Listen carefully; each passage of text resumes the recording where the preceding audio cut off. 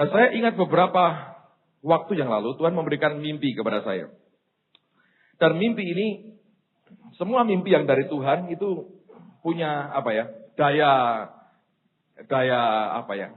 pokoknya bisa membekas yang dalam sekali. Saya mau tanya, siapa di antara saudara merasa pernah mendapat mimpi dari Tuhan? Coba angkat tangan.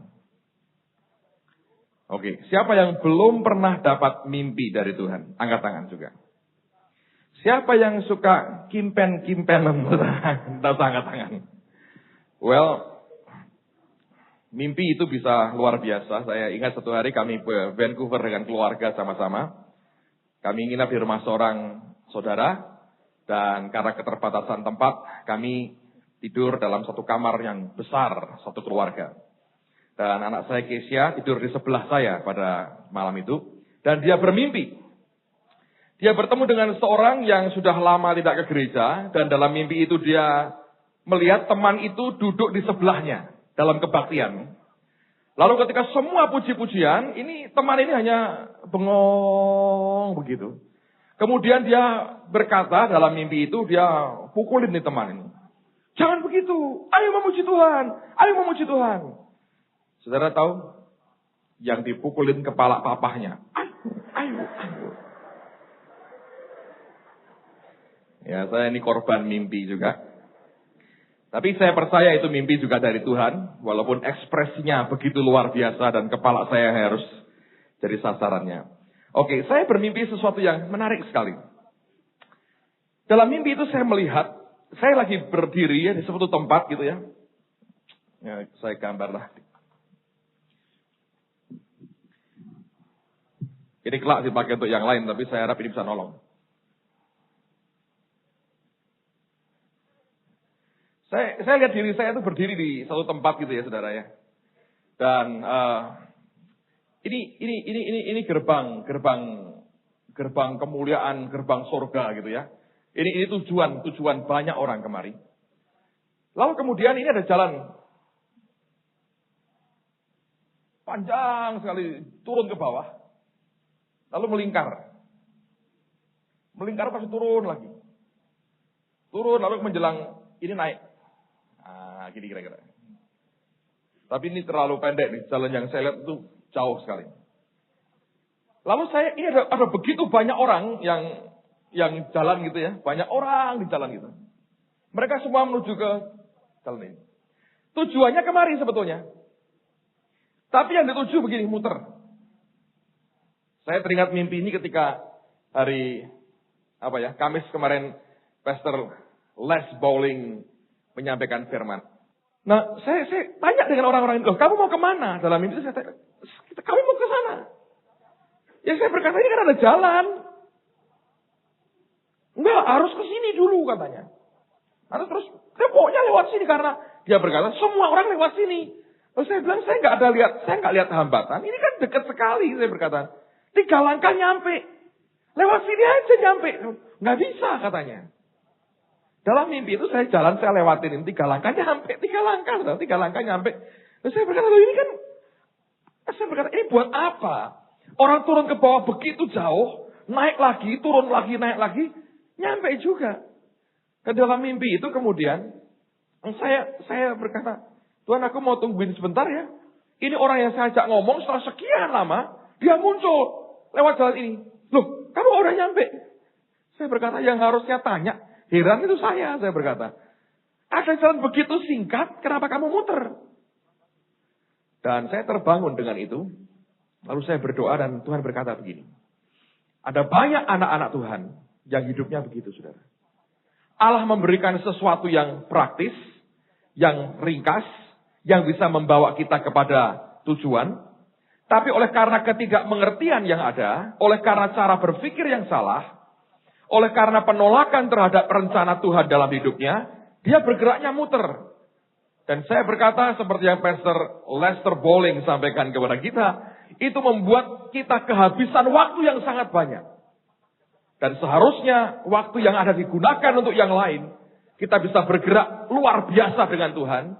Tapi oleh karena ada banyak hal yang keliru yang kita putuskan, kita bergerak terlalu jauh berputar.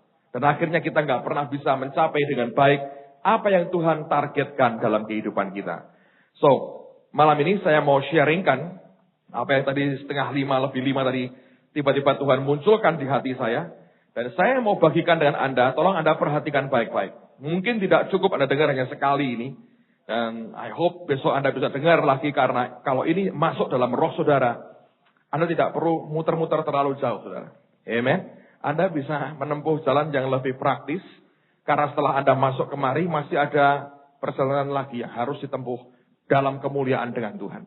Tapi ini merupakan stage atau panggung yang seringkali paling sukar dilewati oleh orang Kristen. Nah, sekarang buka dengan saya dalam Injil Lukas pasal yang ke-16. Ada kisah tentang bendahara yang tidak jujur. Lukas 16, lihat mulai ayat yang pertama. Dan Yesus berkata kepada murid-muridnya, ada seorang kaya yang mempunyai seorang bendahara. Kepadanya disampaikan tuduhan bahwa bendahara itu menghamburkan miliknya. Lalu ia memanggil bendahara itu dan berkata kepadanya, apakah yang kudengar tentang engkau? Berilah pertanggungan jawab atas urusanmu sebab engkau tidak boleh lagi bekerja sebagai bendahara. Kata bendahara itu dalam hatinya, apakah yang harus aku perbuat? Tuanku memecat aku dari jabatanku sebagai bendahara. Mencangkul aku tidak dapat, mengemis aku malu. Aku tahu bahwa apa yang akan aku perbuat, supaya apabila aku dipecat dari jabatanku sebagai bendahara, ada orang yang akan menampung aku di rumah mereka. Lalu ia memanggil seorang demi seorang yang berhutang kepada tuannya, katanya kepada yang pertama, berapakah hutangmu kepada tuanku? Jawab orang itu, 100 tempayan minyak. Lalu katanya kepada orang itu, inilah surat hutangmu. Duduklah dan buatlah surat hutang lain sekarang juga, 50 tempayan. Kemudian ia berkata kepada yang kedua, dan berapakah hutangmu? Jawab orang itu, 100 pikul gandum. Katanya kepada orang itu, inilah surat hutangmu. Buatlah surat hutang lain, 80 pikul. Lalu tuan itu memuji bendahara yang tidak jujur itu karena ia telah bertindak dengan cerdik. Sebab anak-anak dunia ini lebih cerdik terhadap sesamanya daripada anak-anak terang. Aku berkata kepadamu, ikatlah persahabatan dengan mempergunakan mamon yang tidak jujur, supaya jika mamon itu tidak dapat menolong lagi, kamu diterima di dalam kemah abadi. Nah, perhatikan saudara. Saya minta Anda perhatikan dengan baik. Saya bicara tidak persis dalam konteks yang Tuhan sampaikan dalam perikop ini. Tapi saya mau tunjukkan kepada Anda beberapa prinsip-prinsip yang sangat penting dalam kehidupan kita sebagai orang percaya. Perhatikan, inilah merupakan gambaran dari kenyataan kehidupan kekristenan kita. Ingat, kita berkali-kali diajar bahwa kita ini hanya pengelola dari apa yang menjadi milik Tuhan. Dan gambaran dari Lukas 16 ini memberikan suatu pengertian yang sangat jelas sekali bagaimana orang mestinya itu bertindak. Nah, sekarang perhatikan baik-baik. Saya akan membuat rekonstruksi ya. Anda perhatikan dengan cermat. Ini sedikit sukar untuk otak kita yang simple ini. Tapi saya harap ini bisa masuk pada roh saudara. Saya buat rekonstruksi begini. Ini adalah kurun waktu hidupnya. Katakanlah inilah tempat di mana tuannya berkata bahwa kamu tidak lagi akan jadi bendaharaku. Kamu akan dipecat. Ini titik di sini.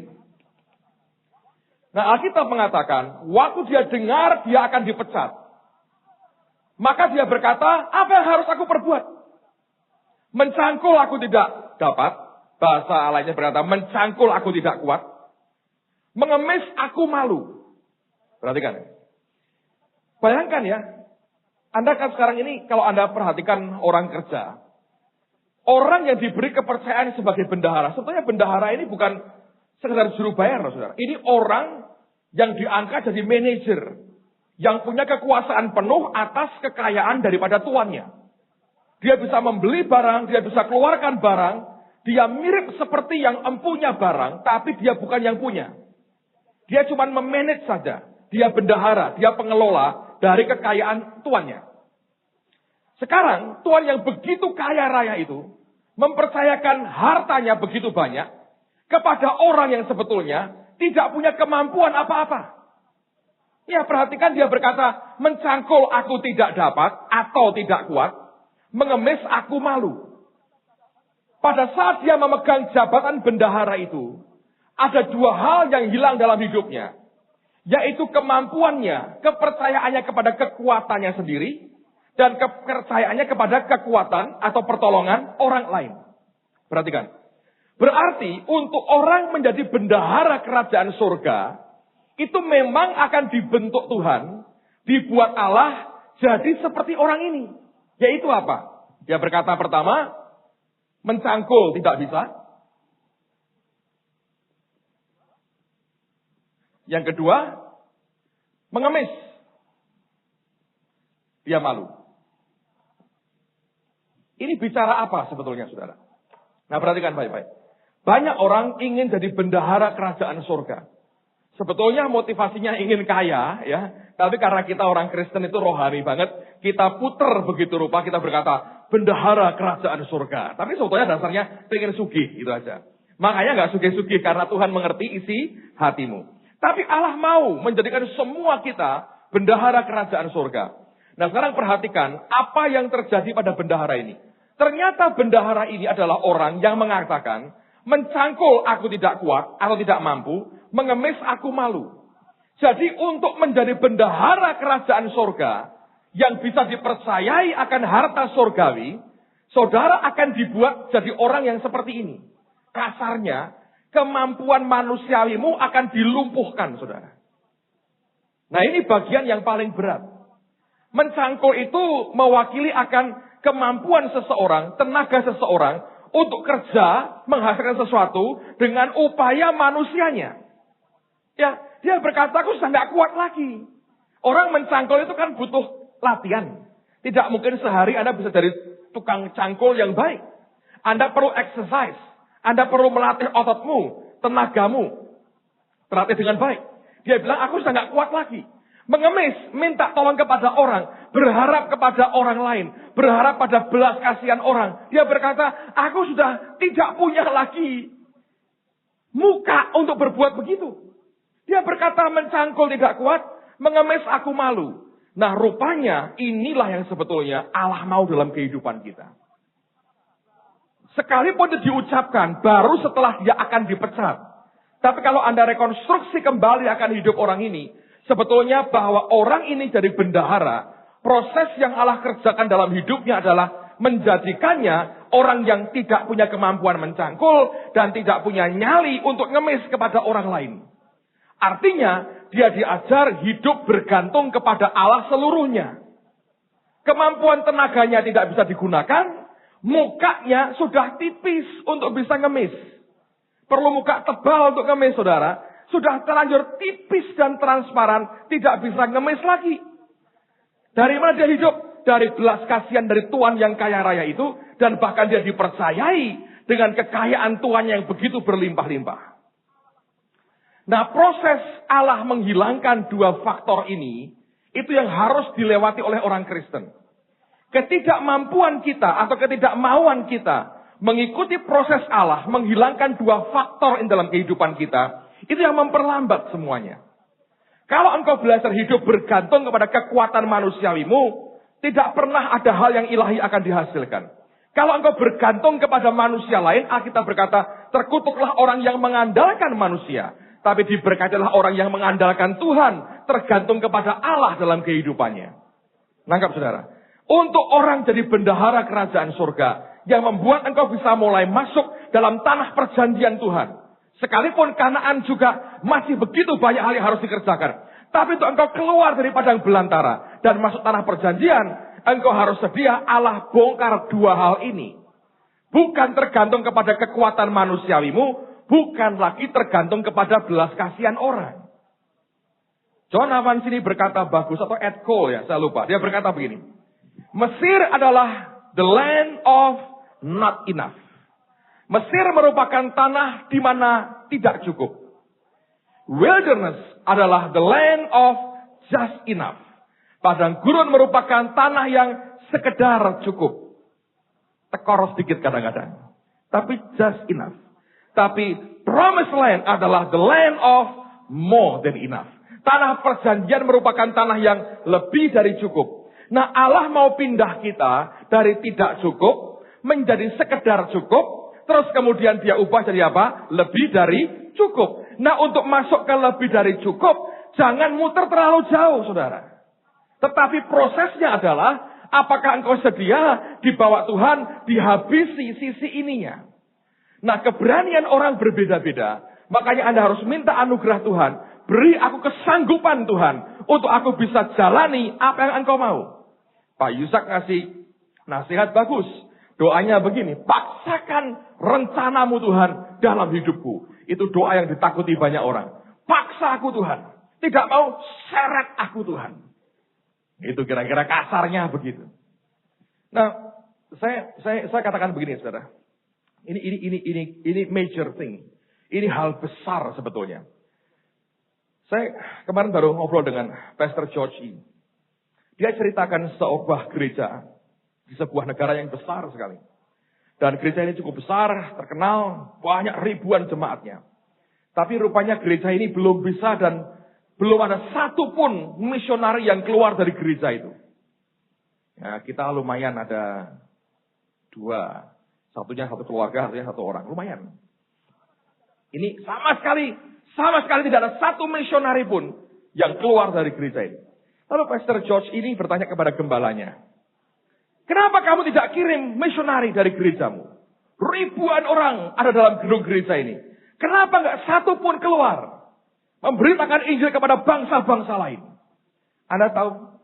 Dia berkata, pendeta ini sedih. Dia hanya tertunduk, mukanya sedih. Dia berkata, bayangin, dia berkata, setiap kali aku berkata, ayo ke ladang misi.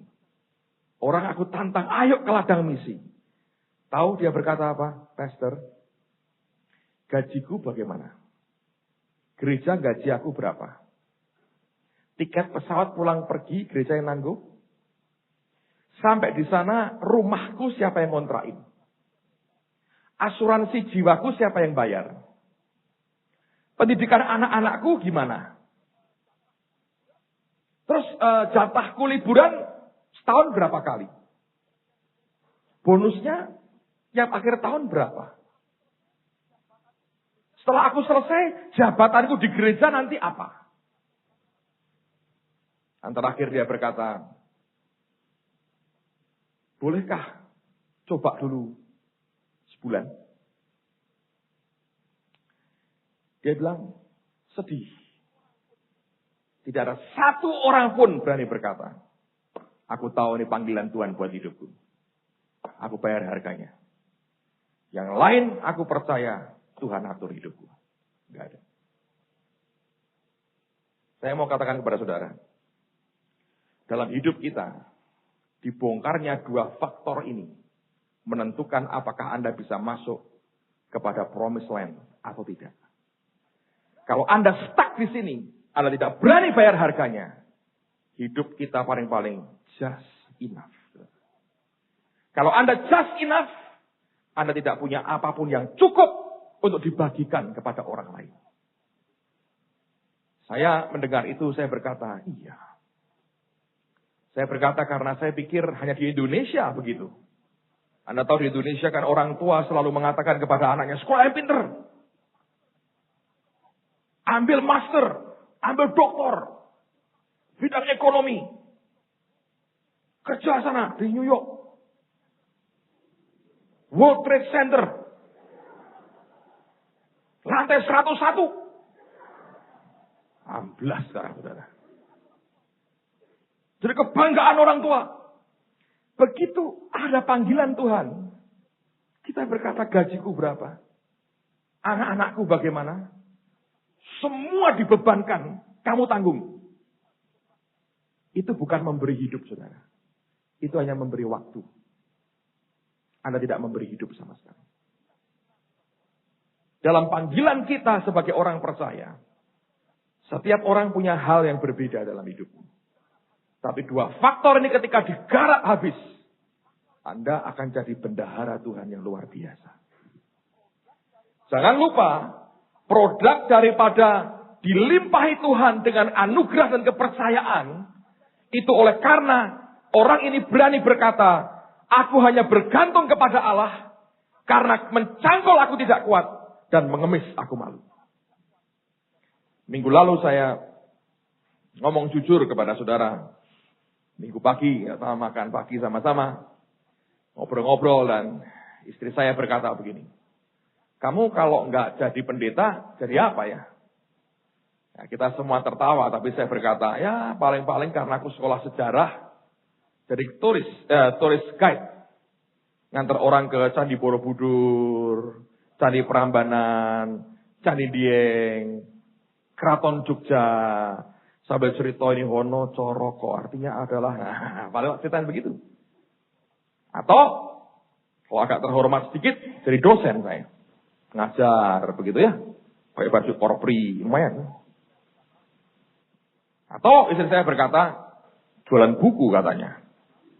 Iya betul juga, balai pustaka itu kan ada banyak buku sejarah. Either dari rumah ke rumah, mau beli buku sejarah ini penting loh anak cucu kita, perlu Mojopahit, ini Sriwijaya tahun sekian perang di Ponorogo, begini. Lalu saya kutip ayat ini, mencangkul aku tidak kuat, mengemis aku malu. Jadi aku berkata, aku mau setialah dengan bosku yang sekarang. Sudah, thank you so much lah. Kepake, saya berkata. Tapi saya harus mengerti. Kalau kemampuan kekuatan manusia kita tidak mau dihancurkan. Gini saudara. Kalau Anda masih punya ilmu menghindar yang tinggi. Allahnya. Kalau ilmu menghindarmu terlalu canggih saudara. Nggak bisa. Just enough itu lumayan saudara. Jangan ngomel makanya kalau just enough. Pak kok nggak bisa limpah-limpah ya, kamu di gurun kok. Gurun mau mengharapkan apa? Just enough. Mana setiap pagi? Menjelang sabat double. Sabat nggak dapat apa-apa. Anda simpan lebih banyak lagi, busuk keluar ulatnya. Tapi saya percaya kalau kita berani dan mengatakan Tuhan, whatever, apapun. Anda jadi bendahara. Amen, saudara. Nah ini bagian yang orang Kristen harus pahami. Supaya Anda dan saya jadi bendahara kerajaan surga, dipercayai oleh Bapa yang maha kaya itu. Tidak ada cara lain, kecuali dibuat seperti ini. Dan saat titik tertentu akan keluar pengakuan dari mulutmu. Iya, aku ini gak bisa apa-apa.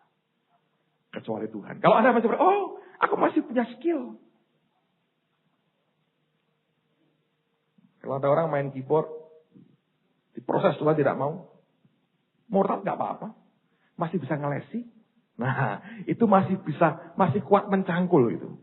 Otot jiwanya masih merongkol-merongkolnya itu masih ada, saudara. Atau, papaku masih punya uang. Lah, roh ngemisnya masih kuat, saudara. Itu. Ngarepin orang. Kalau Anda sampai berkata begini. Kalau sampai aku keluar dari Tuhan, hancur pasti hidupku. Anda sadar begitu, saudara. Anda mulai lumayan. Nanti titiknya engkau berkata, mencangkul aku tidak kuat dan mengemis aku malu. Bukan karena dibuat-buat, saudara. Tapi serius karena engkau sadar di luar kehendaknya yang sempurna, aku gak terima apa-apa. Amen, saudara. Nah, ada masalah baru sekarang, saudara. Bagaimana cara Allah garap ini? Sekarang mari kita lihat Yesaya pasal yang ke-30. Yesaya pasal 30. Ini yang biasanya Tuhan kerjakan dalam kehidupan kita. Yesaya 30, lihat pada ayat yang ke-18. Sampai dengan ayat yang ke-24. Yesaya 30, ayat 18 sampai dengan ayat yang ke-24. Perhatikan ini. Sebab itu Tuhan menanti-nantikan saatnya hendak menunjukkan kasih-Nya kepada kamu. Sebab itu ia bangkit hendak menyayangi kamu. Sebab Tuhan adalah Allah yang adil. Berbahagialah semua orang yang apa? Menanti-nantikan Dia. Berhenti dulu saudara. Saya baca ayat ini saya geli. Tuhan ini bahasa Jawanya gini. Ini kok enten-entenan. Lihat, coba lihat. Sebab itu Tuhan menanti-nantikan. Tuhan menanti-nantikan. Terakhir yang menanti kita.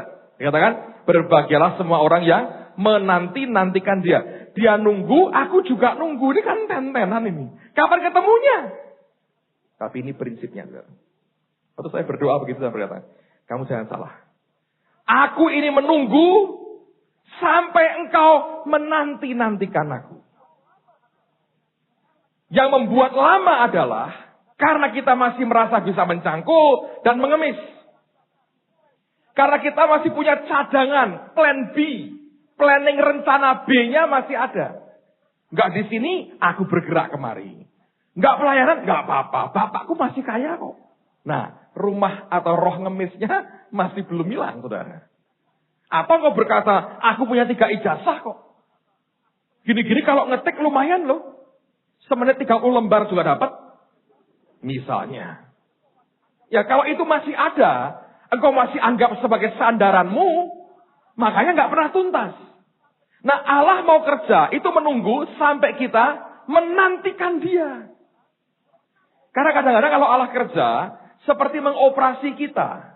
Kita dibius dulu, sampai tidak bergerak lagi. Kalau masih bisa bergerak, itu bahaya. Anda pasti ingat ceritanya Pak Yusak Cipto. Di Irian, cuma 3 dokter. Dokter giginya dia, dan 2 dokter umum. Ada gadis Irian 17 tahun. Karena usus buntu sudah akut. Sudah hampir meletus tuh ususnya. Jadi harus segera dioperasi. Tidak ada kapal waktu itu membawa dia ke Jayapura. Dan sudah kronis sekali. Nah dokter satunya masih terlalu muda. Yang kedua ini sudah getar tangannya. Jadi kalau mau operasi bisa. Gak bisa. Akhirnya yang dokter gigi disuruh. Dia bilang aku gak pernah belajar. Sudah tak ajarin pokoknya. Ayo operasi. Jadi dioperasi. Nah waktu itu kalau mau operasi usus buntu, biasanya setengah jam selesai. Karena itu operasi ringan sebetulnya. Tapi mereka lupa yang operasi dokter gigi. Dibius sejam lebih loh, sudah dihitung sejam lebih. Jadi dia buka begitu ya, dikeluarkan, nggak ngerti usus buntu letaknya di mana tidak tahu. Pak Yusak cerita itu dikeluarkan semua ususnya semeja penuh. Loh, Anda tahu nggak? Ususmu itu semeja penuh.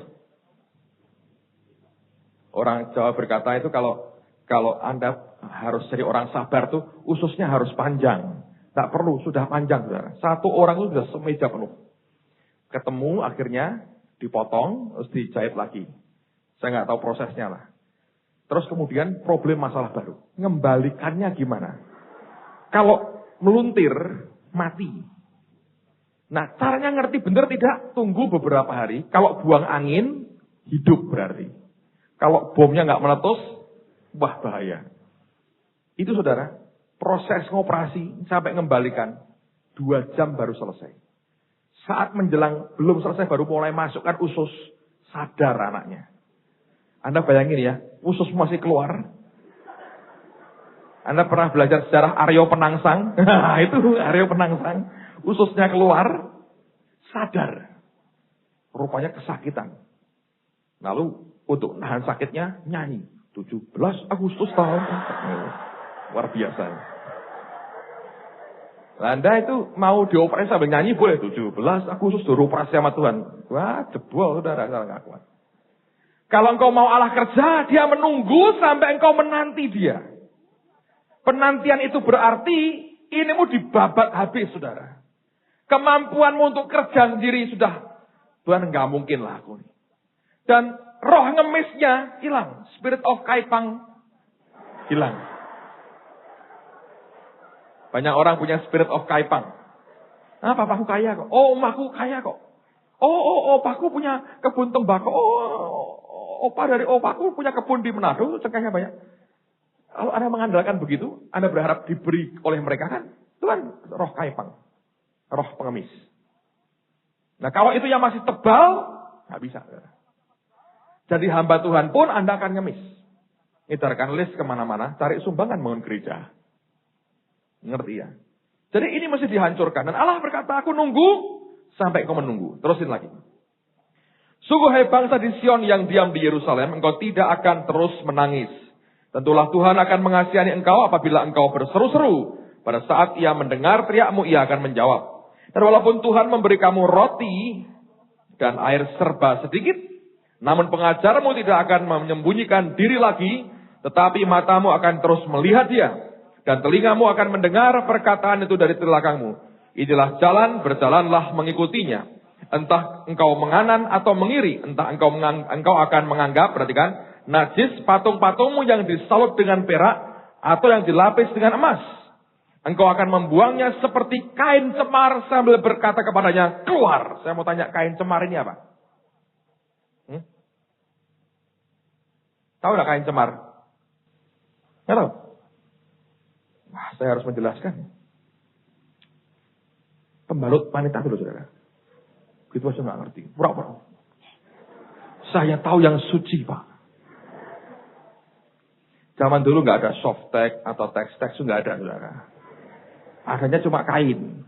Ngerti? Pernahkah engkau menyimpan kain begituan sesuai kenang-kenang dipajang di depan itu? Semua Alkitab ini komplit ya, buang hajat, ada gini aja. Kadang saya baca, tapi Allah kalau melihat patung, begitu melihat sandaran kita, itu kan seperti dewa, seperti ilah buat kita. Kalau engkau dipimpin Tuhan, engkau akan berkata yang ini bukan dari Tuhan. Nyah kau. Engkau seperti membuang. Ya kok, masa? Tolong dibuangkan, nggak ada kok. Megangnya pun dengan, ya toh. Jangan pura-pura, Anda kan. Siapa yang tidak mengerti, tolong tidak usah angkat tangan. Terusin lagi. Lalu Tuhan akan memberi hujan bagi benih yang baru kamu taburkan di ladangmu, dan dari hasil tanah itu kamu akan makan roti yang lezat dan berlimpah-limpah. Pada waktu itu ternakmu akan makan rumput di padang rumput yang luas. Sapi-sapi dan keledai-keledai yang mengerjakan tanah akan memakan makanan campuran yang sedap, yang sudah ditampi dan diayak luar biasa. Ini more than enough. Tapi caranya Allah adalah membuat kita mesti menunggu, menantikan dia. Nah biasanya orang yang tidak mengerti cara Allah kerja, saat dia diperintahkan Tuhan ditunggu sampai dia menanti itu, dia malah marah. Coba lihat Yesaya pasal yang ke-40. Ayat yang ke-27. Yesaya 40 ayat yang ke-27. Mengapakah engkau berkata demikian hai Yakub, dan berkata begini hai Israel? Perhatikan ini. Hidupku tersembunyi dari Tuhan, dan hakku tidak diperhatikan Allahku. Tidakkah kau tahu dan tidakkah kau dengar? Tuhan ialah Allah kekal, yang menciptakan bumi dari ujung ke ujung. Ia tidak menjadi lelah dan tidak jadi lesu, tidak terduga pengertiannya. Dia memberi kekuatan kepada yang lelah dan menambah semangat kepada yang tiada berdaya. Orang-orang muda jadi lelah dan lesu dan turun tersandung. Tapi orang-orang yang menanti-nantikan Tuhan mendapat apa? Kekuatan baru. Mereka seumpama raja wali yang naik terbang dengan kekuatan sayapnya. Mereka berlari dan tidak jadi lesu, dan mereka berjalan dan tidak menjadi apa? Lelah. Perhatikan ayat yang ke-30 dikatakan bahwa orang yang menanti-nantikan Tuhan mendapat kekuatan baru. Kata mendapat artinya exchange. Exchange strength. Tukar kekuatan. Kekuatan manusia kita yang terbatas itu diambil dan dia ganti dengan kekuatan ilahinya.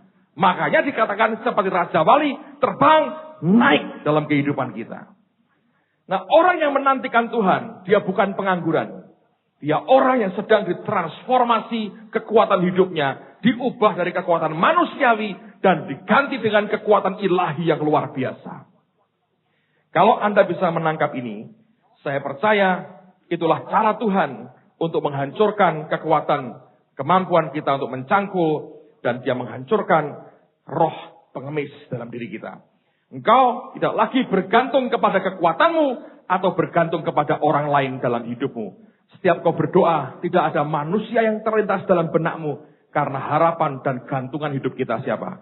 Hanya Tuhan Yesus saja. Amen, saudara? Nah, sekarang kita balik. Geser. Ini proses kenapa dia sampai jadi bendahara. Setelah sampai di sini, bisa jatuh nggak? Ternyata bisa. Nah, saya menyiapkan saudara supaya kita jangan mengulang kebodohan yang sama. Ada banyak faktor, tapi malam ini saya yakin roh Tuhan mau membawa saya dan saudara dalam satu dimensi tertentu dalam kehidupan kita sebagai orang percaya. Dikatakan, mari kita kembali kepada Lukas 16 tadi ya. Balik ke Lukas pasal 16. Alkitab memang berkata bahwa dia disebut sebagai bendahara yang tidak jujur. Tapi dalam kaitannya apa?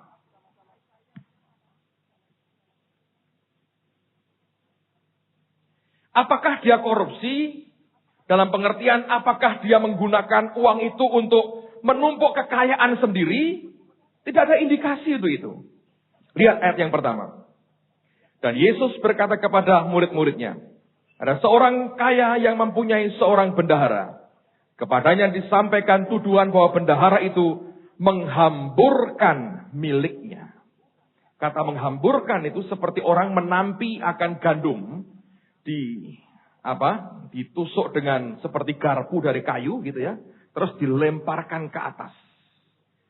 Persis seperti orang nampi beras lah, itu kan dinaikkan begitu ya. Zaman dulu, kalau Anda tahu ya, zaman sekarang sudah bersih ya.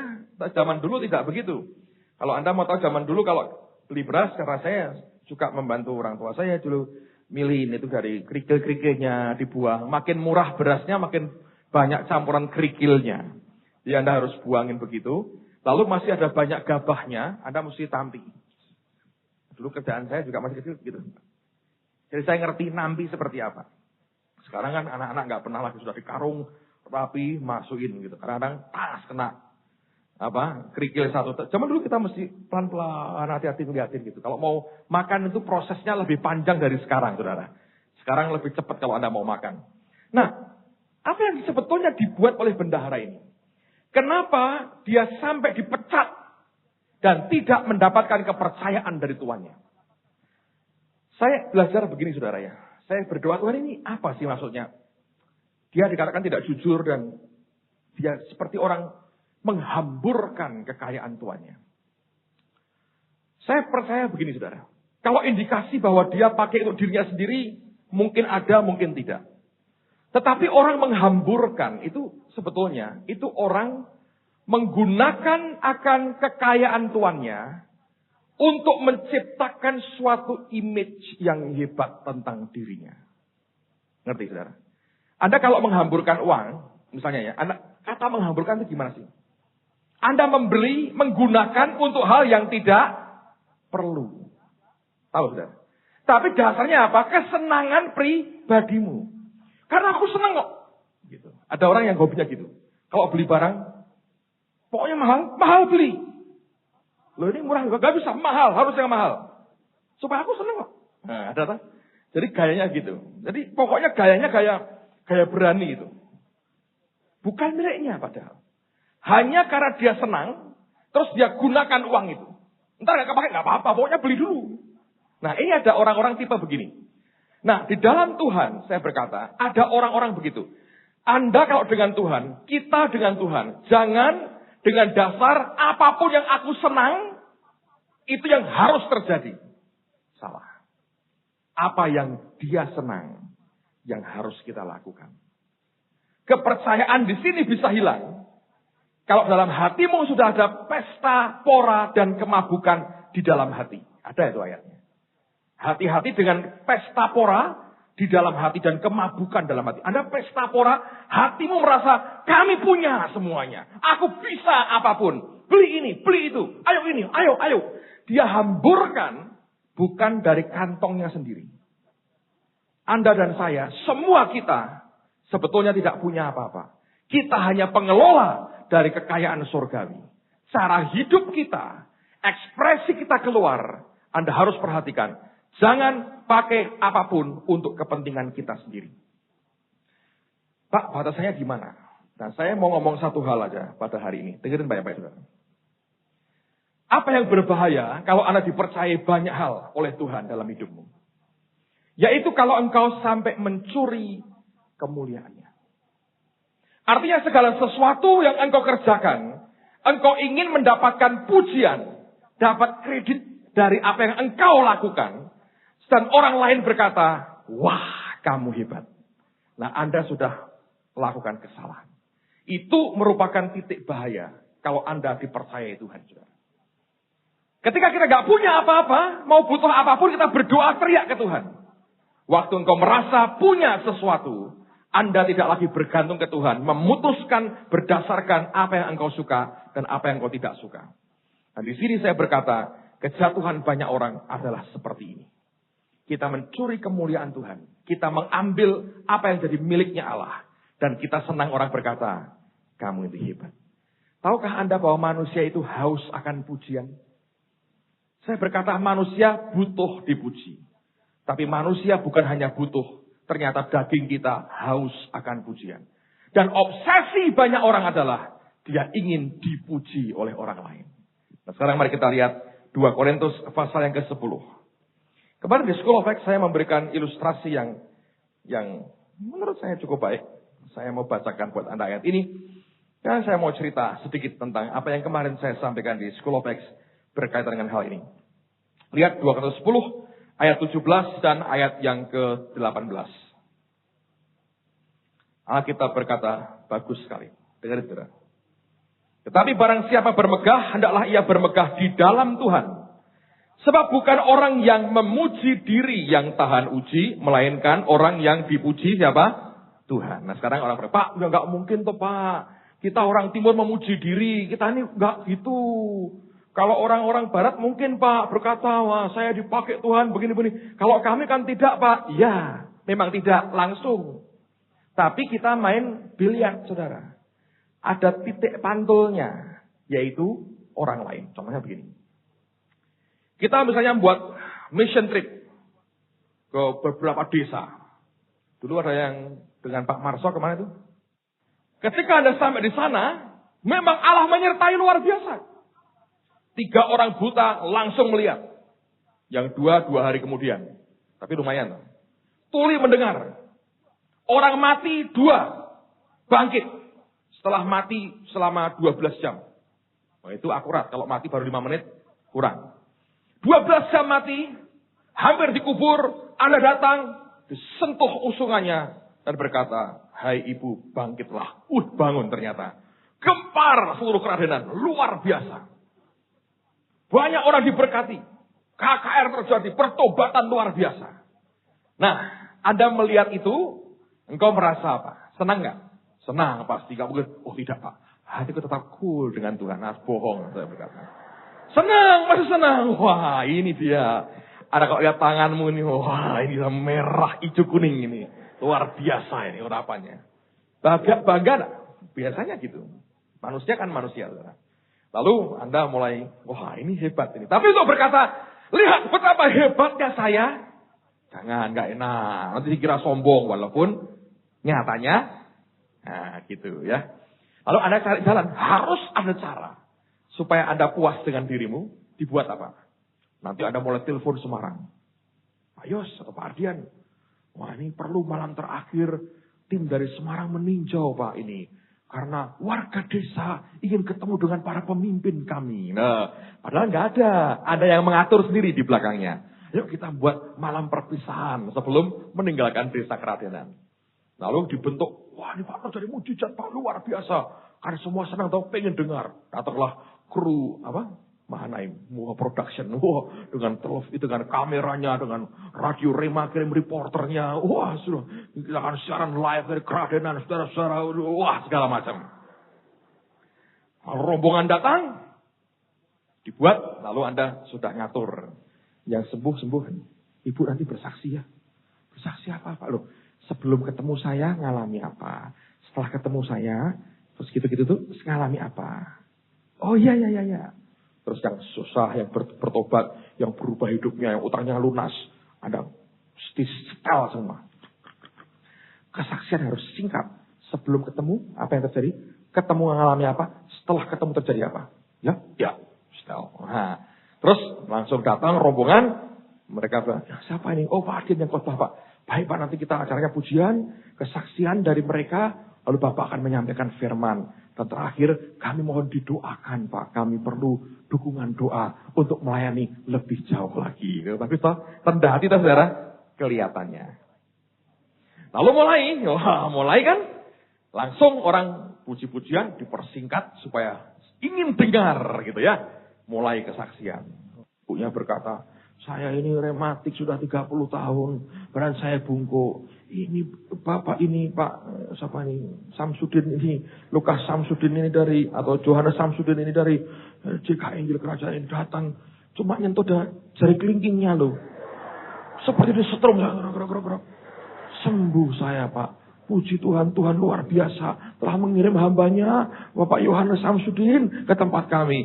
Puji Tuhan, apa jadinya udah nggak datang ke tempat ini, Pak? Saya sampai mati bungkuk terus karena rematik. Puji Tuhan, Allah luar biasa, haleluya, haleluya, haleluya. Dia bilang, haleluya. Dia akan dengar toh, luar biasa. Dia tidak memuji diri, pinjam mulutnya orang lain. Semua di setel. Lah Pak Ardian dengar gitu kan, terus berkata ketika pembukaan, puji Tuhan, saya kagum dengan Tuhan. Dan juga dengan saudara Yohanes. Luar biasa Allah pakai Anda. Dia berkata nanti, baru tahu ya. Anda pinjam mulutnya orang untuk mendeklarasikan ke orang banyak. Betapa hebatnya saudara. Yang begituan tidak tahan uji. Yang dipuji Tuhan ya tahan uji. Orang kita ini kok saudara, pinter. Orang-orang Kristen itu pinter berpolitik untuk dirinya sendiri. Contohnya nih. Saudara ngasih makan, ngasih si Hengki ini roti buatanmu. Anda sudah les, 3 tahun di Jerman, pulang, buat roti. Mirip akan tembok Berlin rotinya itu. Kasihkan ke Hengki siang-siang. Oh Hengki, ini ada roti. Saya buat ini. Ya maaf ya kalau kurang begitu ya. Karena ini baru belajar, baru selesai maklum. Padahal Anda tahu ini roti luar biasa. Setelah dimakan, beberapa hari kemudian, Anda kan pengen terima pujian. Kok nggak ada telepon ya dari Ko Hengki? Telepon. Maaf ya Ko Hengki ya, untuk input balik buat saya. Apakah ada kritik-kritik tertentu? Wah, yang dia pengen dengar apa? Wah enak sekali. Langsung hidungnya kembang-kempis. Dalam hati berkata apa?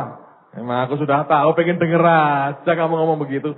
Anda sebenarnya memuji diri tidak sebetulnya? Memuji diri. Tapi pinjam mulutnya orang lain. Yang begitu tidak tahan uji. Karena yang dipuji Tuhan yang tahan uji. Zaman sekarang ini kemurnian makin langka ya saudara. Popularitas itu makin dicari orang. Rasanya orang ini sekarang kepengen jadi selebritis Kristen semua tuh. Ya. Jadi ingin dengar. Wow. Gitu kan. Cobalah kalau Anda misalnya, kamu paling berkembang, paling maju. Bisa nggak cari pujian? Tak ajari kalau mau saudara. Datang ke Pak Yos. Buat survei dong Pak. Mana MK yang paling bertumbuh lah. Nanti karena kamu muncul saudara. Nah pasti karena Anda sudah survei sendiri sebetulnya. Anda bisa pinjam mulutnya orang lain untuk memuji diri sendiri. Tapi bukan yang memuji diri yang tahan uji. Melainkan yang dipuji Tuhan. Makanya Yesus berkata sebelumnya, tetapi barang siapa bermegah, hendaklah ia bermegah di dalam Tuhan. Kemegahanmu karena engkau berkata, aku kenal dia secara pribadi. Semua itu dari dia.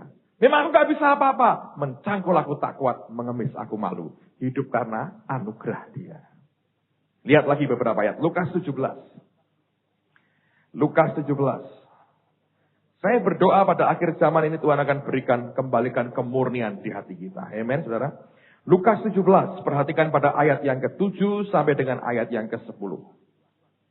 Lukas 17 ayat 7 sampai dengan ayat yang ke-10.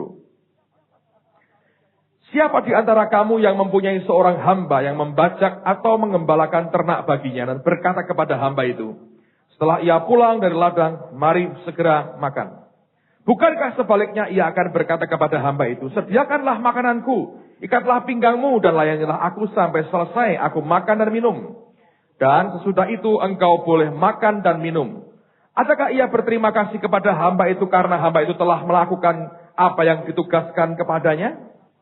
Demikian jugalah kamu apabila kamu telah melakukan segala sesuatu yang ditugaskan kepadamu. Hendaklah kamu berkata, kami adalah hamba-hamba yang tidak berguna. Kami hanya melakukan apa yang kami harus lakukan. Jadi kalau orang nggak berterima kasih kepada saudaranya, bagus dong. Orang hamba tidak berguna. Persoalannya banyak orang merasa sangat berjasa dan berguna. Nah ini repot. Kalau sudah menyangkut begini, yang muncul adalah kedagingan dalam kehidupan kita. Saya berdoa kita jadi orang-orang Kristen yang dewasa, mature dalam Tuhan. Semua supaya menyenangkan hati Tuhan, bukan hati kita dan apalagi orang lain. Ayat terakhir, Matius pasal yang ke-6. Matius pasal yang ke-6. Ini ayat powerful sekali. Saya berdoa Tuhan akan mencelikkan mata rohani kita. Matius pasal yang ke-6. Lihat mulai ayat yang pertama sampai dengan ayat yang ke-6. Ingatlah. Kalau di Manado, ingat gitu ya. Ingatlah. Itu ingat, Anda mesti ingat ini. Jangan kamu melakukan kewajiban agamamu di hadapan orang supaya apa? Dilihat mereka. Karena jika demikian kamu tidak beroleh upah dari Bapamu yang di sorga. Jadi apabila engkau memberi sedekah, perhatikan ini. Janganlah engkau mencanangkan hal itu. Mencanangkan itu apa? Mengumumkan. Teriak-teriak promosi. Saya memberi. Memberi. Fotonya dong, kamera.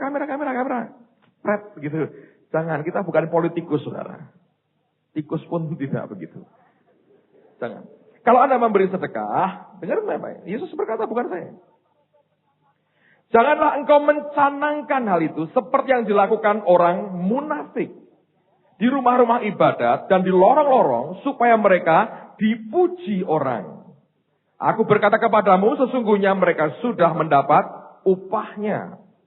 Tetapi jika engkau memberi sedekah, janganlah diketahui tangan kirimu apa yang diperbuat tangan kananmu.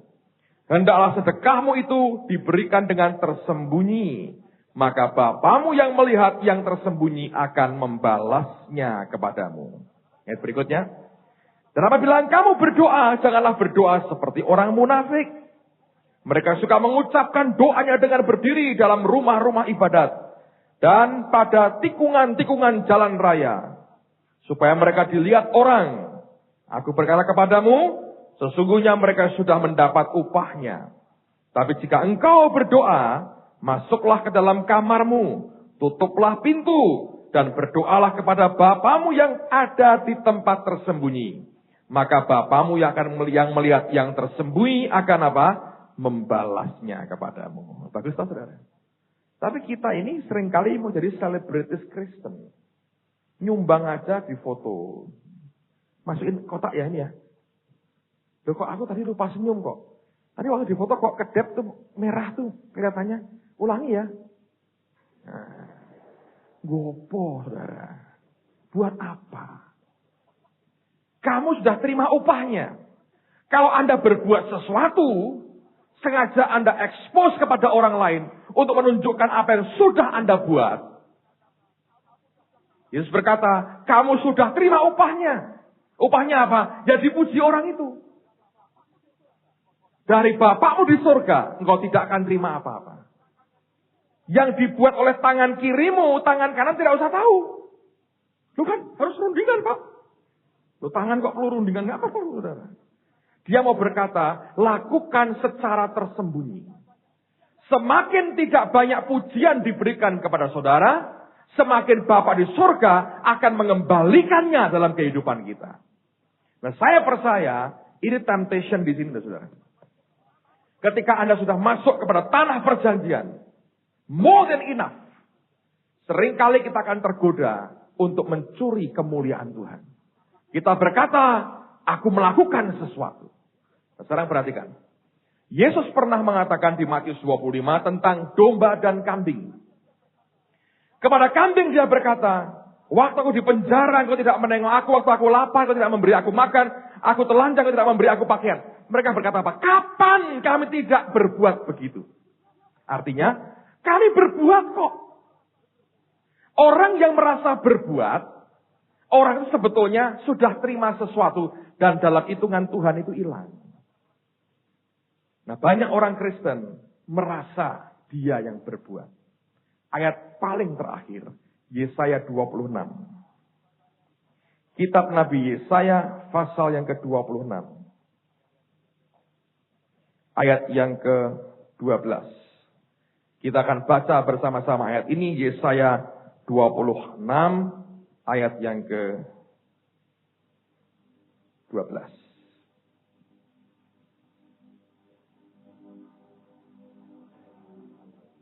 Yang sudah ketemu katakan amin. 2, 3. Ya Tuhan, Engkau akan menyediakan damai sejahtera bagi kami. Sebab segala sesuatu yang kami kerjakan, Engkaulah yang melakukannya bagi kami. Jadi yang melakukan siapa, saudara? Tuhan.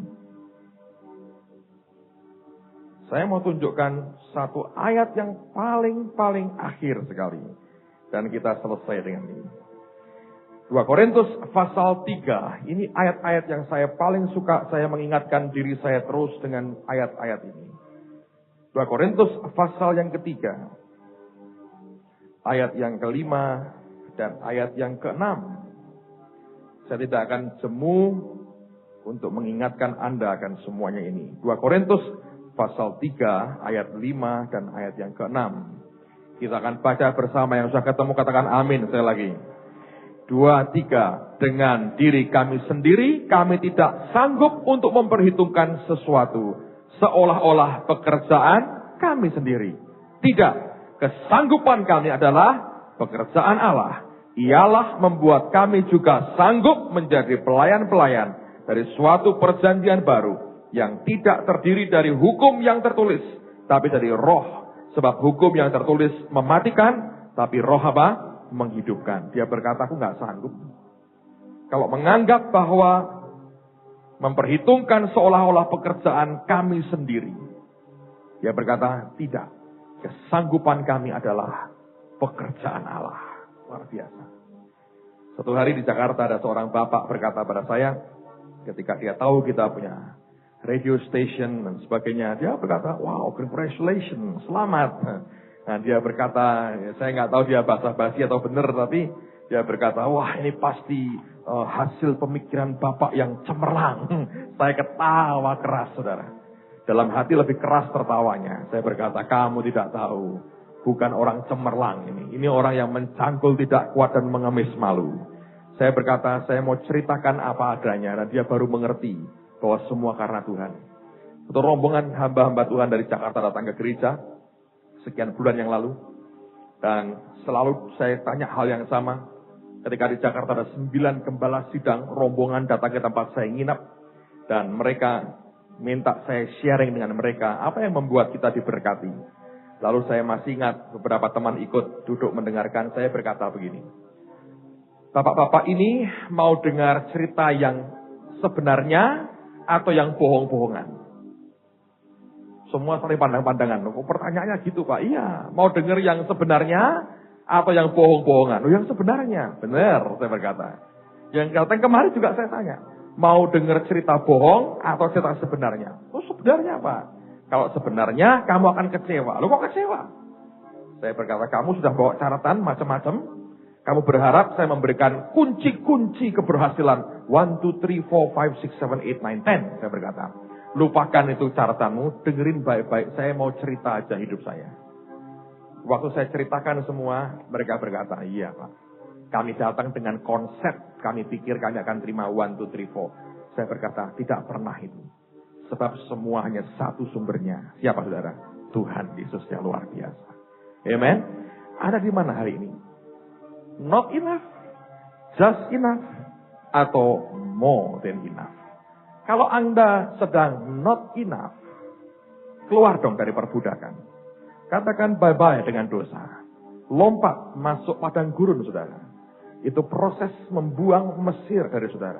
Engkau keluar dari Mesir, Mesir ditinggalkan. Engkau masuk padang gurun, Mesir dicabut dari hidupmu. Tapi jangan terlalu lama. Seperti mimpi saya tadi, orang muter terlalu jauh. Hanya beberapa langkah kok menuju ke Kanaan. Nggak terlalu jauh, saudara. Tapi kalau Anda sedang di tempat yang just enough, saya berkata, ada the land, the promised land, the land of more than enough.